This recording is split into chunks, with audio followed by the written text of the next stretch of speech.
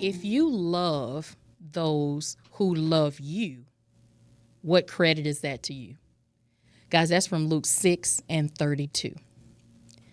And one should hold that verse like a lifeline, especially during those times when those close family members start to tweak your good energy. Y'all, welcome to another episode of Monica Mentors. I am your host today, author Monica Martin Fletcher. And listen, I am so excited. Did you guys know that we're coming up on 1 year together? Can you believe it? I surely can't. But we are going to get this thing going. Thank you to all of those who subscribe to our platform. Remember, we are kings and queens trying to get some good information to you. And so don't forget to share it. Let us know what you think about the episodes. And more importantly, go on our platform so you can learn a little bit more about how to live a better and best life for you and your family. Y'all, let's go. I'm ready. Today, on today's episode, we're going to talk about good life, bad blood.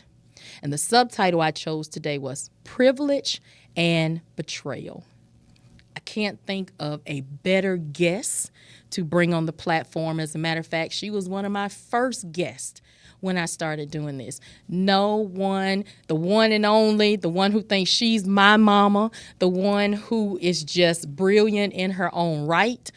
Welcome, Shemika Martin, to the platform. Yay! Hello, everyone. Hello. Hey, girl. Hey, girl. How are you? How are you? Good. Thank you so much for being here today. You're welcome. I'm in trouble. I dragged her out of the house.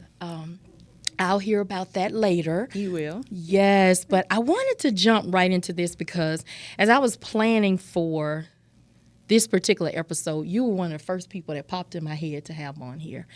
And I think sometimes when you are tapping into the parental slash child dynamic, I think it's important to have someone, one, who has a perspective, has worn the shoes, and know what that's like. And then I wanted someone who would be comfortable being honest. And that's one of the things that I am a stickler about when I discuss different conversations. So, for those of you who feel like distance is there, feels like a locked door, feel like you gave them too much, you feel like you loved louder than they did, you felt like the chains of your past life has created a strain on your current life. You see, parents, you gave your children the world. And sometimes there is a pain that lingers when that love doesn't feel like it's returned. Some gifts are given with love, and guess what, Mom and Dad? It may not be returned. And so I found this, parents, and I love this. I wasn't able to find out who wrote it, and sis, check this out. I think I had a chance to share it with you as well. They call this the parental reflection of betrayal and unappreciation. This parent says, I raised you to have choices that I never had. I just never thought that you would choose to shut me out. I gave you every single thing that I could. Now I'm wondering if I should have saved some of that for myself. Ooh, that's good. They say I was too protective, but I was just trying to guard you from the pain that I myself knew quite well. I changed so the cycle would not repeat. But now they blame me for things I never even did. But all I wanted was a thank you. Not in words, but in kindness. Not in respect, but what about a simple phone call? I didn't want to just be what I saw and what I may have felt my parents did that may have made me feel not like myself. I broke myself trying to be better for you. And still, it wasn't enough. That Wow. thing messed me That's up. that's heavy. Ooh, that's heavy. That- Yeah. As a parent, what do those words feel like to you? Yeah, it's a lot of emotion there in those words, and I could honestly relate to some of them. You hear the hurt, you hear the pain, you hear the disappointment, you hear the betrayal, right? Yeah. What you don't hear, and what we don't want to say, is you also hear blindness. And what I mean by that is, I heard a lot of what I want and what I thought and what I should have and what I felt in those words, and didn't hear. I asked them what they wanted, Oh, that's good. or asked them how this would make them feel. And as a parent, I can say we're guilty of that. Generation X, we weren't taught to. It was to do as I say. Yeah. Generation, so we didn't always know that there was a way that we could respectfully say, well, I don't really want to do that, Yeah. because you just didn't do that. And so a lot of the hurt in Generation X, being parents now, that I think people feel is because we make an assumption. Because I gave my all to raise them differently, in my opinion, differently than I was raised, certainly they're very grateful for that. Certainly they're never going to do anything to, quote unquote, embarrass me or make my efforts in vain. Certainly they're not. But we never stop to ask them, is that what you wanted me to do for you? So then, based on that, then let's tap into one of the pieces that I think is so important and sometimes often disregarded is the emotional piece of it. We know that it's a how I feel, like the poem said, this is how you make me feel. Not necessarily how did I make you feel, but because I made you feel good, I expected you to make me feel good about that decision. Right. And so one of the first things that I wanted to explore and kind of get your opinion on is how do you think, if it's not clearly communicated what the expectation is, how do you think that leaves room for emotional assumptions? And all of it, honestly, is built in emotions, because we're humans. Yeah. And that's how we communicate emotionally most of the time, even though we probably shouldn't. But I think you get hurt feelings, you get hurt hearts, hurt lives, whatever you want to call it, because emotionally, that's how I love. I'm going to talk about me. Okay, females are the emotional creature traditionally, and we love that way. Full of emotion. You made me feel this, you made me feel that. I'm so happy, I'm so sad, I'm so embarrassed, whatever that looks like. And we make the assumption sometimes, not all females, before you guys blast me, I'm talking about me, but traditionally we make the assumption that that I feel this way. I didn't say it. Right. But because you're my family, you're my child, you came from me, even, we're not talking about this, but even spouses, we make the assumption that everybody in the household knows how she feels. That's not good. true. That's true. Because sometimes she doesn't know how she feels. Yeah. Right? So I think dealing with the emotional part of that, and that creates a bigger level of hurt. When it actually could be something so simple, but it hurts you so bad, now 20 years later, you're still mad about it. And That's good. it's the truth. It digs deeper because it's focused solely on the emotional component of it. So I that's had kind to of my pause on experience. that one. Well, no, because I guess Yeah. thinking from Yeah. it, from the aspect of, you get trapped sometimes in, you think people assume that this is how they feel. And I think a lot of times because they look at the outside of how you're responding, not realizing is the outside of how I'm responding can be a deflection. It's a defense mechanism. Yeah, absolutely. Right? And so I'm really big at that. I could have been an actress because I've done that almost my entire life. Heck, I think we all have. Yeah, my sister and I just discussed, I'm a middle baby. Middle children, you got to act, right? That's what we do great. One of the things that we are great at. But the acting part, though, when that mask comes off and the show is over, the lights and cameras are down, and the real you comes out, and you're by yourself, and you're like, wow. Yeah. You know what I mean? And so the assumptions, they build up over time. And then from assumptions come animosity. But you really are mad at yourself. I'm mad at me because I lost myself trying to be a mother to my children.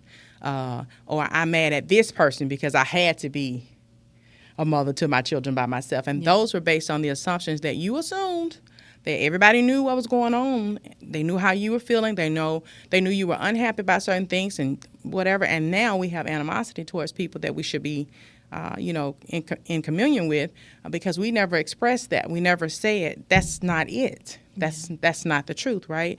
And so I think from assumptions goes to animosity, and if you don't check it, or first of all, you have to be aware of it. But if you don't check it at the gate, it has, it has a way of destroying, even that bond that you have, that you should have thicker than anything with family. I agree. Yeah. Now listen, this next question, let me say this. Okay. I am a protective auntie, okay? Yes, she is. And so this next question that I am about to ask it is not about mine, okay?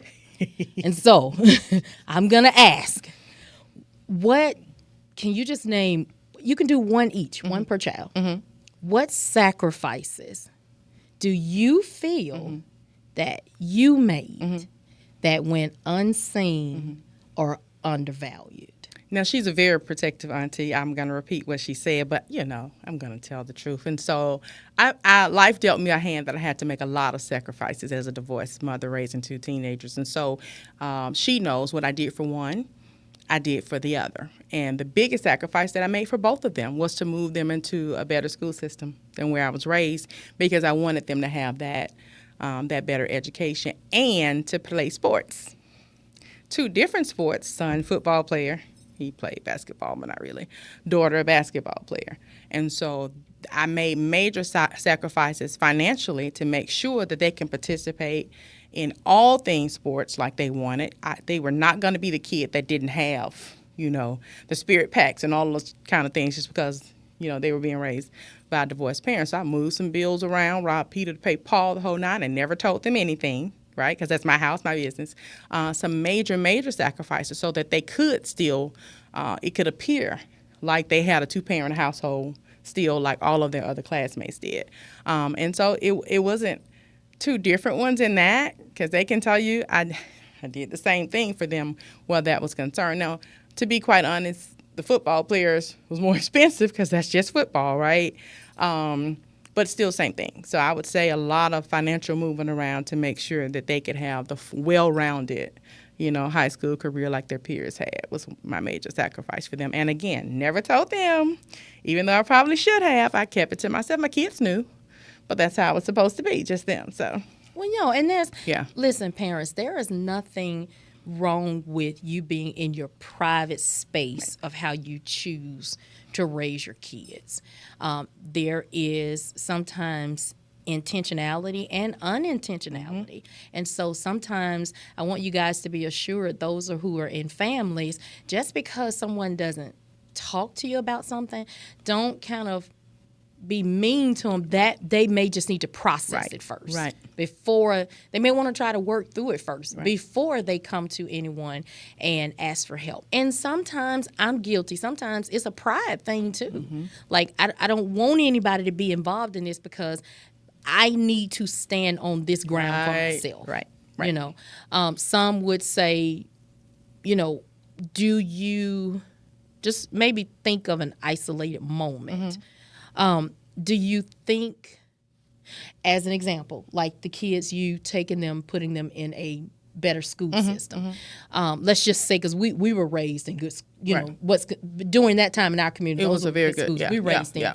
But using that as an example, what if there is a parent who was not raised in a good school system, and then they decided to do that for their children? How do you think it's a good way to help your children understand some of these decisions that I'm making for you because it wasn't that way in my family? Right. It's a conversation. Yeah. You have to talk to them. I didn't know that I needed to have that conversation with them because they weren't raised. We had, like you said, when we were in school, we had one of the best high schools in the city. Right. It's not like that now, but they didn't know anything about, where we grew up because they'd never been there. Our high school was torn down the whole nine by the time they came on. So they weren't aware of how bad that neighborhood, may have gotten or whatever. But, and we moved out, not necessarily to better, right? Because it's problems everywhere. But I never knew I needed to have that conversation with them, honestly, until, end of senior year.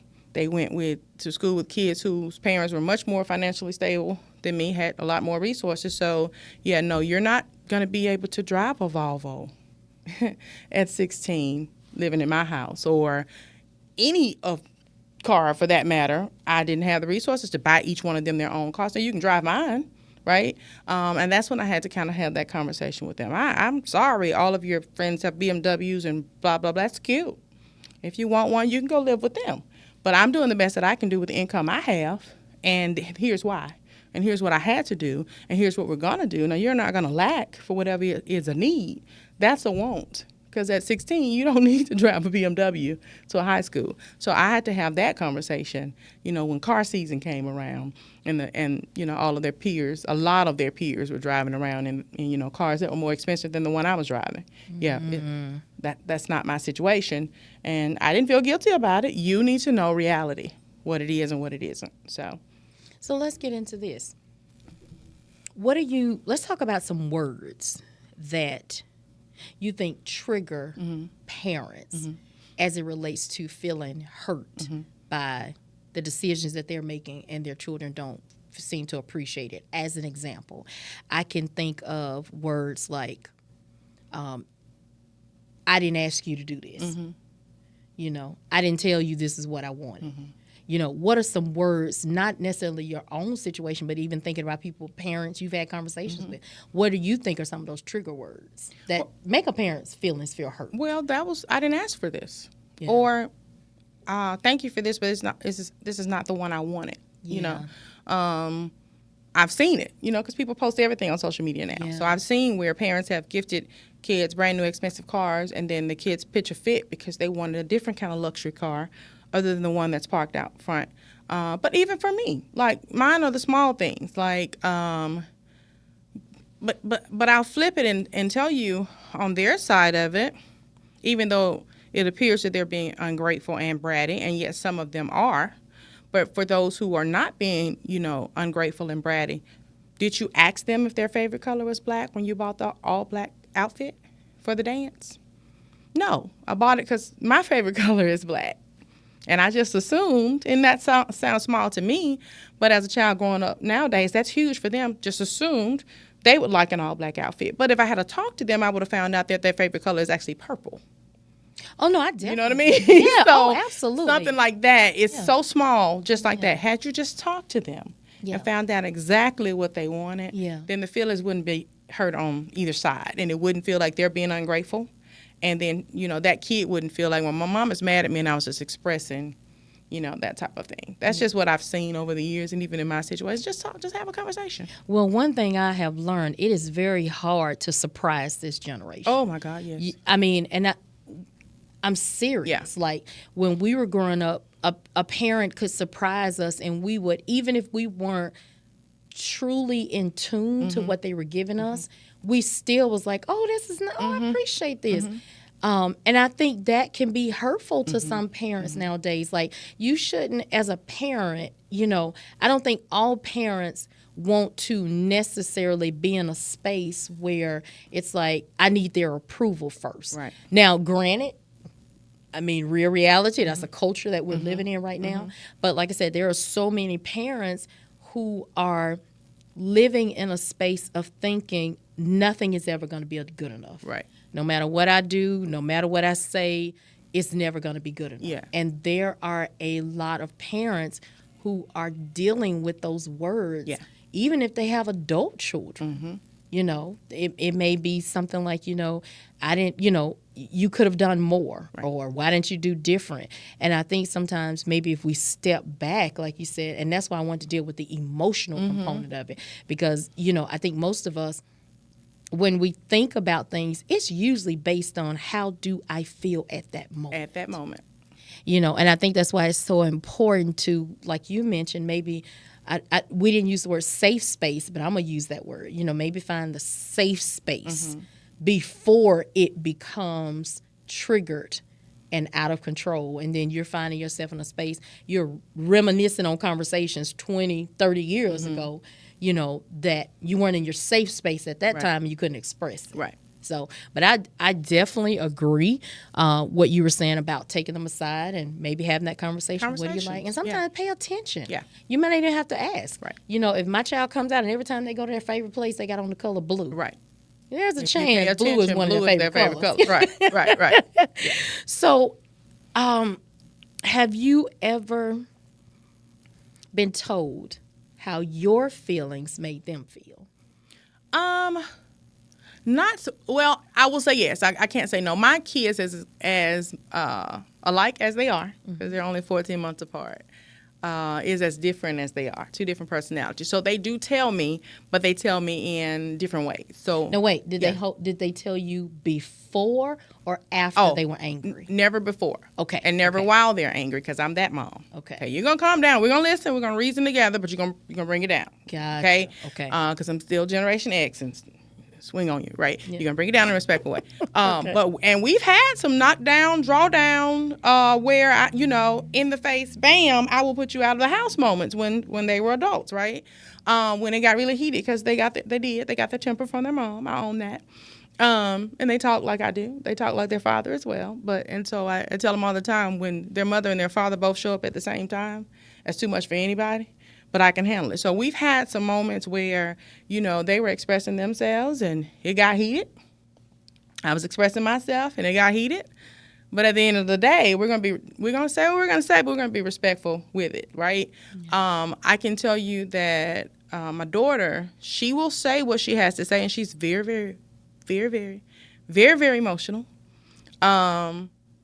And sometimes she says it through tears, and then sometimes she tells me how it made her feel after she talks to her TT. And then she'll call me, later and tell me about it. But my son, oh no, he's not gonna hold it back. Yeah, we're gonna have a conversation. So mom, that's how it starts. So mom, let me ask you this. So mom, can I ask you this? So mom, and he'll laugh like, well, you that's what you thought I wanted, and we'll laugh about it. So they both will tell me how things I've said or done, or for the family as a whole, but they just say it in two totally different ways. Now, if it's something that's very, it's a touchy subject, and they know it is, sometimes it's hard for me to hear right then. If I'm angry and they're angry, I really don't want to hear anything you have. Give me 50 feet, and then we're gonna come back and we're gonna reason together. And they will also tell you at the end of the day, when we're in a conversation and we can't have a conversation where you still understand that I'm your mother first, I'm going to stop the conversation. Here's why.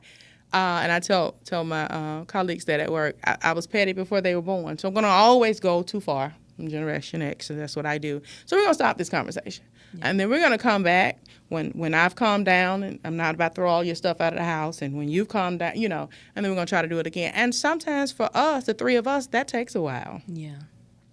It takes a while. Yeah. And then we'll come back around, because remember, they are my children, so they have my personality. And then mom, my daughter will say, well, mom, that's what I was trying to tell you. And I'm like, well, that's all you had to say. Well, I was trying, but you wouldn't let me. Or Derek will be like, well, mom, I was done with it back then. I mean, you were right, but and he'll laugh about it. And then, so it just depends. You have to know, first of all, you have to know your kids, parents. There's no one on earth that should know your kids better than you know your kids. They talk to this young lady all the time. But I can promise you there's some things about them that she will never know, just because they love TT and they don't want TT looking at them crazy, right? But there's no one on earth that should know your children better than you. And so sometimes you're going to have to put yourself in a space where you're going to bite your tongue, your jaws, you're going to have to scratch your arm, whatever, and just let them talk and let them tell you some things that you never wanted to hear, but if you paid attention, you already knew. And then you're going to have to just shut up. Period. Yeah. So then let me ask you this. Yeah. The last three questions I had written down for us, and this is, I want you to choose a word. Do you think most parents want to have the first word or the last First. word? You ain't got to finish that sentence. I want the first word and I want the last word. Okay. Because that's how I was raised. Okay. You can have the middle, but I want the first and I want the last. Okay. Do you think that the average child feels the disrespect comes from misunderstanding, their immaturity, or something deeper? They think we don't listen. Okay. 'Cause we So don't. that sounds like misunderstanding then. Yeah, we don't listen. Okay. So we misunderstand everything they say. Yeah. All right. Do you think the average parent misinterprets the journey that their children are on, or they miss the journey they want their children to be on? Okay, that's a good question Which one do you think? because it's both. Okay. It's a third one. What do you think the third one is? We don't know their journey. It's not ours. It's nothing like ours. But when you think about it, I don't think the average Yeah. parent thinks that We way. don't. Though. I think We don't. they take their roadmap and try to line it up is. in the generation. Yeah, we want it to match ours. Right. It can't Absolutely. match ours. It's not ours. So we misunderstand because we're comparing it to ours. The second part, the same thing because we're comparing it to ours. But what we don't want to hear is we don't know what the heck they're doing because it wasn't our journey. So guess what, fathers? There's a scripture in Ephesians 6:4. This applies to mothers too. It just starts with fathers. Do not provoke your children to anger, but bring them up in the discipline and the instruction of the Lord. This verse offers a moment for parents to pause, to reflect not just on your intentions, but on how your love and your discipline may be received by your children. It doesn't diminish the pain of feeling dishonored. It gently reminds you that even love must be mindful of its impact.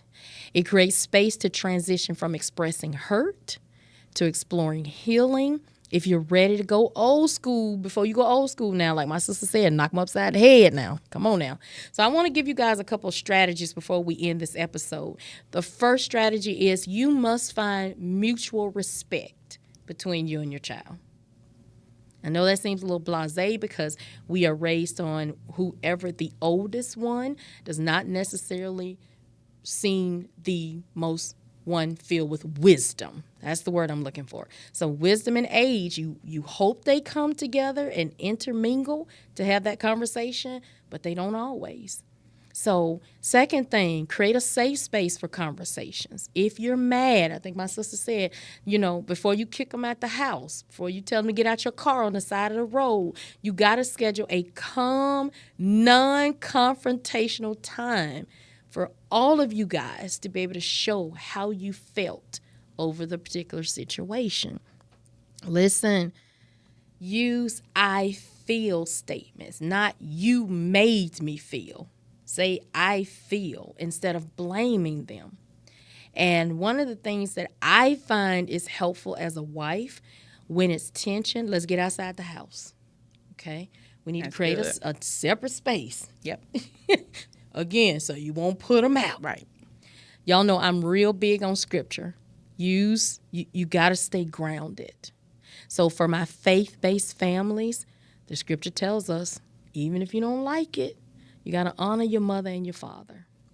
Exodus 20:12, parents use this verse not to demand respect, but to spark introspection and conversation about what honor is supposed to look like. Good.